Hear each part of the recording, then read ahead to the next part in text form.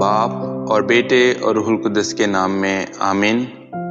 ہمارے لیے آج کی تلاوت ملوک کی پہلی کتاب، اس کا 19واں باب، اس کی 9ویں آیت اور پھر 11ویں آیت سے لے کر 13ویں آیت تک۔ اور وہاں ایک غار کے اندر چلا گیا اور اس میں رہنے لگا۔ تو دیکھو، خداوند نے اس سے ہم کلام ہو کر کہا، اے الیاس، تو یہاں کیا کرتا ہے؟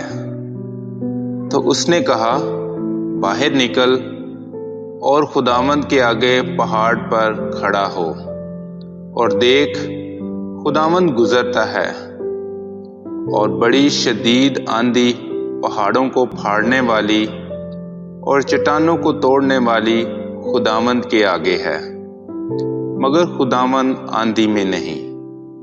اور آندھی کے بعد زلزلہ ہے، اور خداوند زلزلہ میں نہیں۔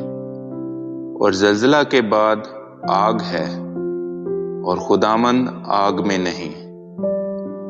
اور آگ کے بعد باد نسیم کی آواز ہے۔ جب الیاس نے سنا تو اس نے اپنے منہ کو اپنی چادر سے چھپایا اور باہر نکل کر غار کے منہ پر کھڑا ہوا۔ کلام اقدس کا پڑھا اور سنا جانا ہم سب کے لیے باعث برکت ہو۔